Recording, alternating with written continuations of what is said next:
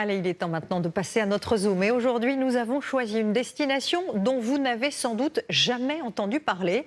Direction les lacs d'Orient, des lacs artificiels situés dans la vallée de l'Aube, qui se sont parfaitement intégrés dans cette réserve naturelle.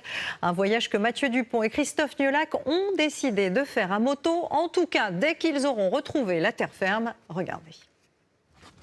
Pour débuter, et si on décollait? Mais en bateau. C'est le temps idéal, hein. Donc voilà, c'est parti.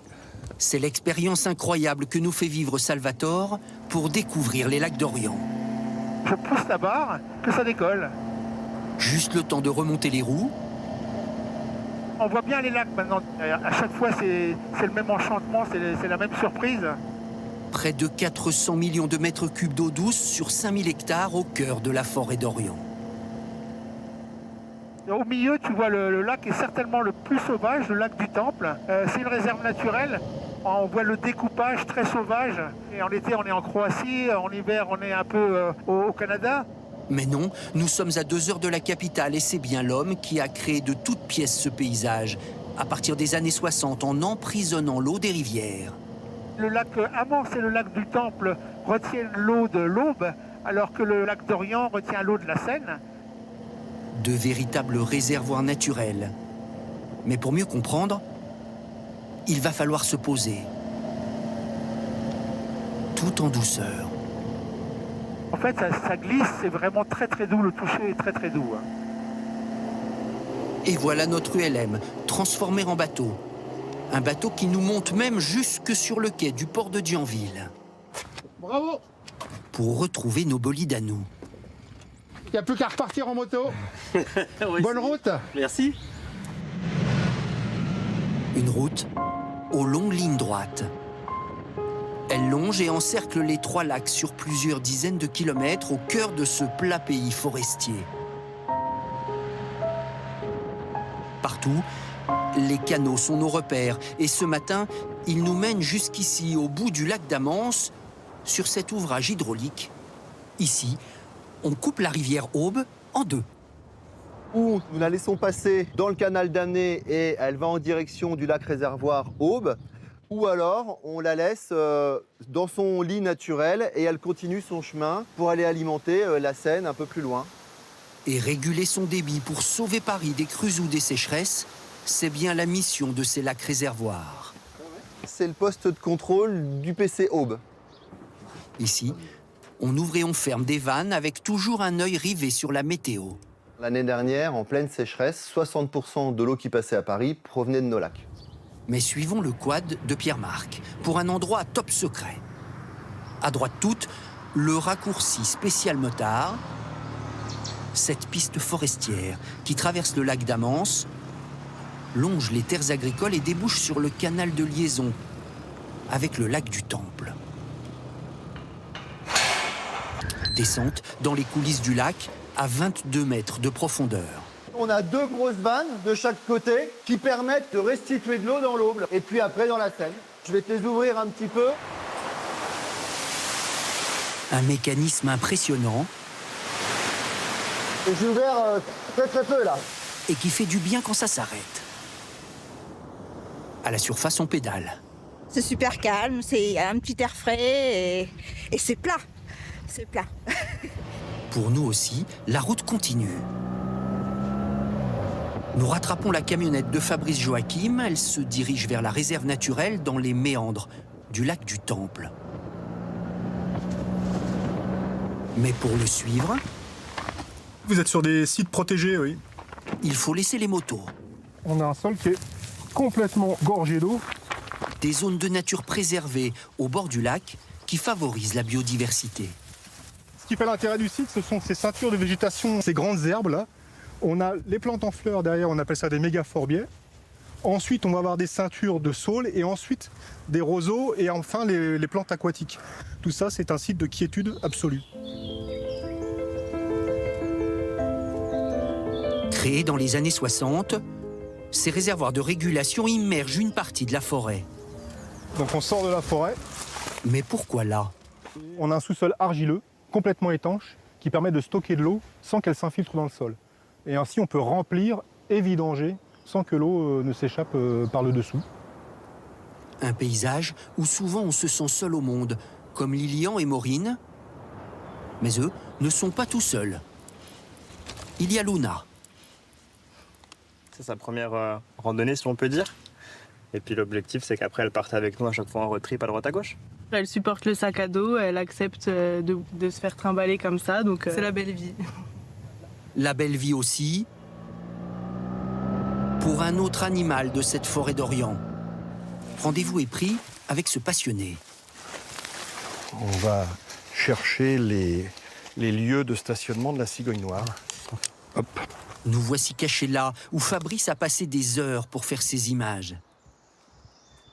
Il le sait, nous sommes ici au bord d'un incroyable garde-manger pour cette espèce craintive. Le lac baisse parce qu'on redonne de l'eau à la Seine, qui manque d'eau en été. Ça crée des poches d'eau, ces vidanges, et les cigognes se posent pour se nourrir de poissons qui sont prisonniers dans ces poches d'eau. C'est le festin avant la route vers l'Afrique. Elles font le plein d'énergie en consommant les poissons. Pour notre énergie à nous, notre choix est fait. Ce sera ces jolies maisonnettes au bord du lac d'Orient. Un lac miroir, avec le bruit des haubans et celui de la petite plage, une berceuse pour motards fatigués.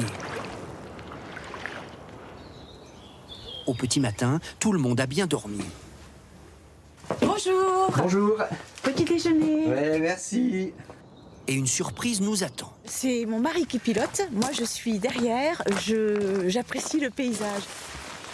Gary et Véronique, les propriétaires, sont motards. Jusque dans le plus petit détail. Confortable et en harmonie. Ils veulent nous prouver qu'ici,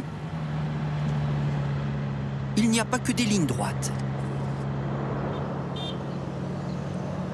Et surtout, beaucoup de jolies choses à découvrir. Comme dans ce charmant village d'Essois, qui fut la résidence de la famille Renoir. C'est une grande histoire d'amour entre Renoir et ce joli village. Une histoire d'amour du peintre avec ses paysages, mais aussi avec sa femme Aline, originaire du village. La maison est sur la gauche. Ils habitaient ici. La voilà. C'est un tableau original qui a été prêté par le musée d'Orsay. Juste à côté, l'émouvante reconstitution de l'atelier du maître. Voilà la signature de Renoir. C'est très émouvant. On s'y sent bien et en même temps, on entend la famille Renoir vivre dans cette maison. Mais aujourd'hui, les seuls Renoirs qui restent à Essois sont ici, au cimetière. Un cimetière d'artistes. Le peintre, ses fils Pierre et le cinéaste Jean y reposent en paix. Nous quittons le village, entre blondeur des blés et verdure des forêts, pour un patrimoine bien caché. Il faut faire encore 2,5 km pour aller jusqu'au château. Mais après, c'est beau, très beau. Et le châtelain est jeune, très jeune. À 22 ans, Édouard Guyot s'est mis en tête de sauver le château de Vaux, abandonné. Soutenu par sa famille, il emprunte. 9 ans plus tard, la façade est restaurée. J'ai découvert le château un jour complètement par hasard, en allant faire des vendanges en Alsace avec des copains. Ça m'a séduit. Et quand j'ai vu l'état dans lequel se trouvait le château, il fallait faire quelque chose et réagir. C'est ça qui m'a parlé surtout. Mais il reste du travail. À l'intérieur, 2 pièces sur 40 ont été restaurées. Donc ici, on est dans le grand salon, qui est une pièce emblématique, puisque c'est la plus grande du château. Pièce qu'on a restaurée cet hiver. Vous avez ici des photos avant travaux, qui montrent un petit peu, il y a encore 8 mois, dans quel état était la pièce. Des événements, des mariages et l'ouverture au public lui permettent de rembourser petit à petit ses emprunts sur 30 ans. Hop. Ajouté à quelques aides publiques, il peut continuer sa mission de sauveur du patrimoine. Chaque année, on restaure 2 à 3 pièces, et finalement, c'est ce qui permet aussi de fidéliser les gens. Fidéliser aussi le public grâce à cet escape game. Désamorcer une bombe, et vous aussi, vous serez un sauveur de château. À votre façon.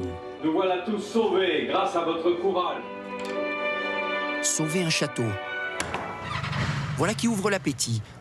Partout autour des lacs, les bonnes surprises ne manquent pas, comme cette guinguette, Brigitte y cuisine la star de la région.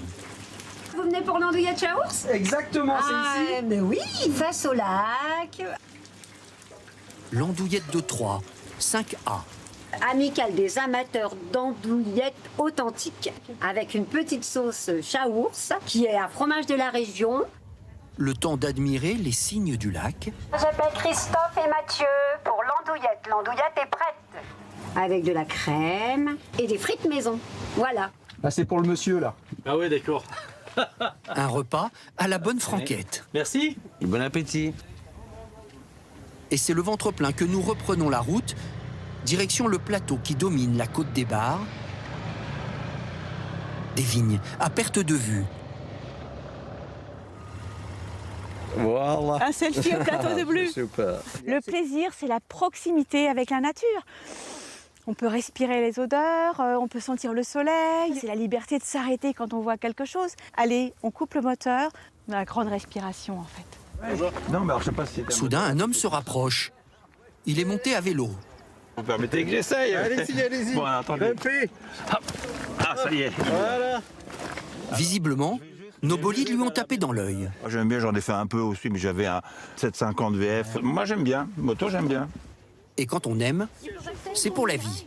Bah oui, bon, il faudrait que j'achète une Harley. Parce qu'à Harley, on est par terre, là, comme ça. Alors là, évidemment, c'est pas... Lui mettez pas ça dans la tête, hein, surtout, hein, parce que... Promis, madame, nous n'insistons pas. Mais pour terminer ce voyage au milieu des vignes et des tournesols, c'est un viticulteur motard que nous cherchons. Dans l'immensité de cette appellation d'exception du rosé d'Hérissé, c'est sa moto qui nous guide jusqu'à lui. Émilien l'amoureux est là, dans ce coteau pentu. Ça grimpe, hein? Ouais, ça grimpe. En équilibre, il soigne ses raisins. Les parcelles de rosé d'Hérissé, c'est les parcelles qui sont les plus en pente, qui sont les mieux exposées pour justement avoir la maturité d'exception. C'est la 3e appellation de la Champagne-Ardenne et on le trouve que sur l'Hérissé. Des grappes de pinot noir. Pour un vin non pétillant, un rosé tranquille, comme il dit. Mais même avant de boire, attention à la descente. Oups.